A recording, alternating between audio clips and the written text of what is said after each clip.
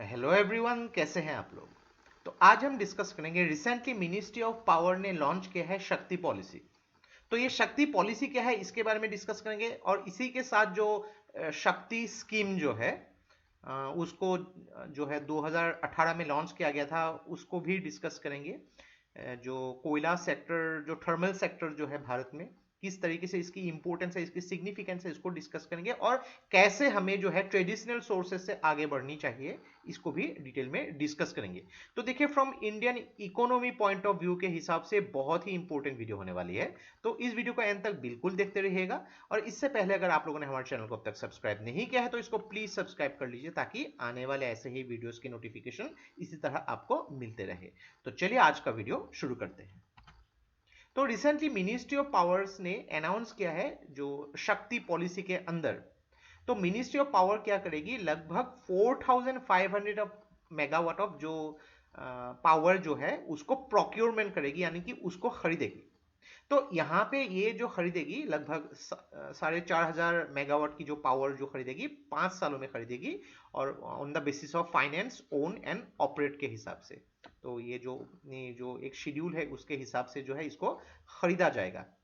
तो उसके लिए जो है एक यहाँ पे कंसल्टेंसी लिमिटेड जो है, पीएफसी कंसल्टेंसी लिमिटेड, तो ये एक सब्सिडरी है पीएफसी लिमिटेड। तो ये जो है अलग अलग बीड्स को इनवाइट करेगी। तो पीएफसी लिमिटेड एक्चुअली क्या है, मिनिस्ट्री ऑफ पावर के एक नोडल एजेंसी है, जो सारे ऐसे प्रोक्योरमेंट जो भी खरीदने हैं, जो भी रेगुलेशंस है, जो भी यहाँ पे काम जो है, ये पीएफसी लिमिटेड ही करेगी। तो उसके लिए देखिए, मिनिस्ट्री ऑफ कोल ने रिक्वेस्ट किया है कि around 27 million turns per annum के हिसाब से जो है प्रोड्यूस करनी होगी। लेकिन ये शक्ति पॉलिसी जो ये इंट्रोड्यूस किया है मिनिस्ट्री ऑफ पावर ने। तो एक चीज देखिए कि हम यहाँ पे डिस्कस करेंगे अबाउट शक्ति स्कीम।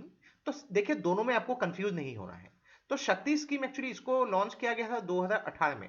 तो शक्ति स्कीम का जो फुल फॉर्म है, स्कीम फॉर हार्नेसिंग एलोकेटिंग कोयला ट्रांसपेरेंसी। यानी कि देखिए, अलग अलग जगहों पे, भारत के हर जगहों पे इक्वली कोयला प्रोड्यूस नहीं होती है। अब जैसे कि इंडिया के मैप में देख सकते हैं, बहुत ज़्यादा कोयला की प्रोडक्शन कहाँ पे होती है, जहाँ पे उसको जो है माइनिंग की जाती है। तो हर स्टेट में अलग अलग जो रिक्वायरमेंट होती है, और उसकी अवेलेबिलिटी भी अलग अलग होती है। तो यहाँ पे जो भी कोल स्ट्रेस्ड पावर यूनिट है, वहां तक कोल पहुंचाना एक ट्रांसपेरेंट तरीके से शक्ति स्कीम का ऑब्जेक्टिव है। तो अलग अलग स्टेट्स को, जैसे कि पावर शॉर्टेजेस है, तो वहां पे भी कोल को पहुंचाना, और जो कोल जनरेशन प्लांट जो है उनकी कैपेसिटी को भी बिल्ड करना शक्ति स्कीम का ऑब्जेक्टिव है। लगभग मोरलेस शक्ति पॉलिसी जैसी सेम ही है। तो इसकी सिग्निफिकेंस देखिए शक्ति स्कीम की।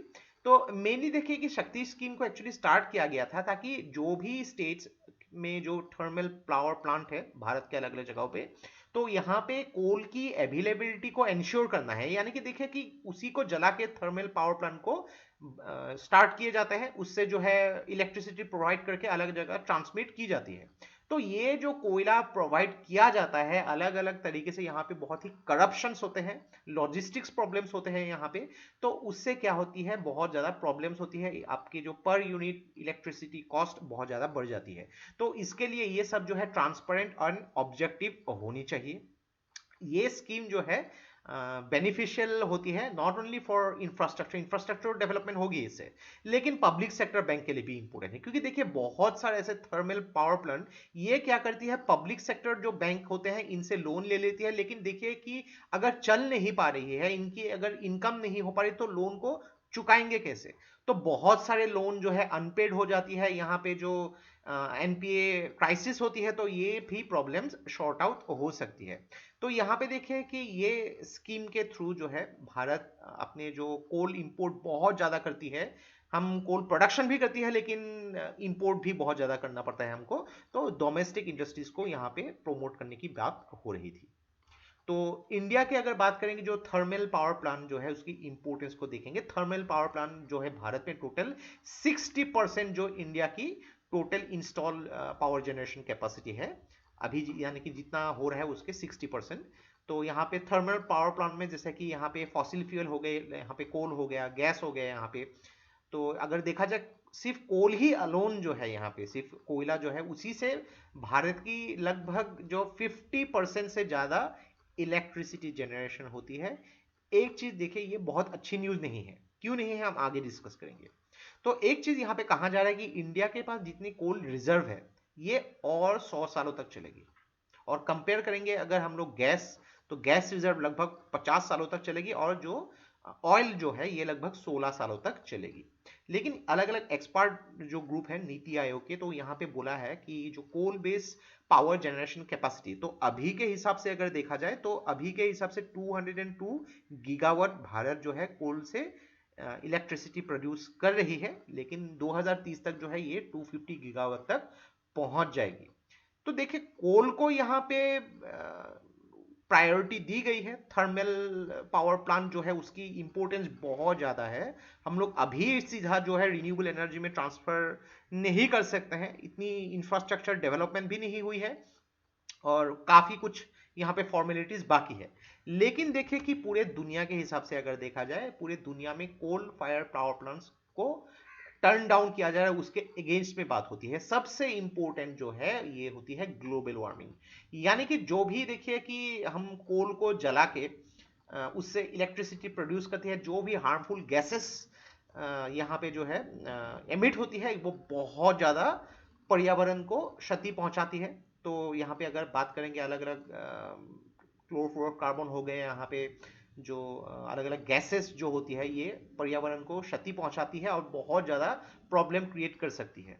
तो अलग अलग कमिटीज या एक्सपर्ट ग्रुप, अलग अलग मिनिस्ट्रियल डिपार्टमेंट ने ये एक सुझाव दिया है कि कोल फायर्ड प्लांट जो है और ऐड नहीं होनी चाहिए।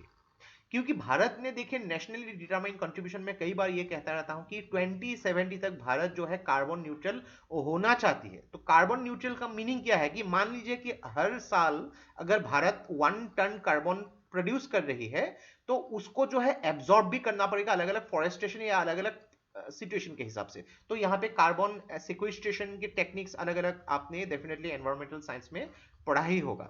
और यहाँ पे भारत ने कहा है कि 2030 तक 500 गीगावाट ऑफ रिन्यूएबल एनर्जी भी भारत प्रोड्यूस कर लेगी, और उसी एक डायरेक्शन में जा रही है।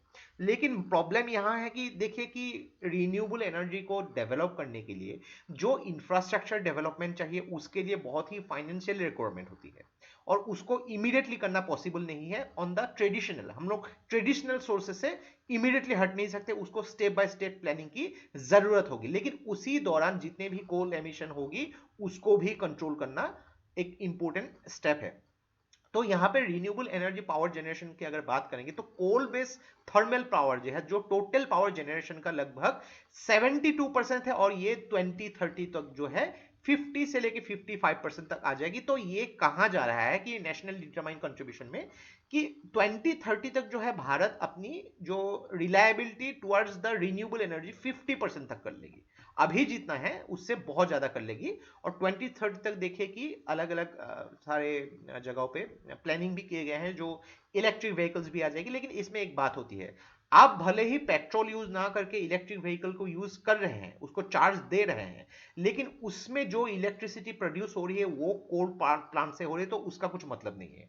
तो ये होनी कैसी चाहिए एक आइडियल सिचुएशन कि रिन्यूएबल एनर्जी सोर्सेज से इलेक्ट्रिसिटी को जनरेट करनी चाहिए, और उसी इलेक्ट्रिसिटी को आप जो है गाड़ियों में फीड कर रहे हैं, ताकि इलेक्ट्रिक व्हीकल जो है कम्युनिकेट यहाँ पे कम्यूट कर सके।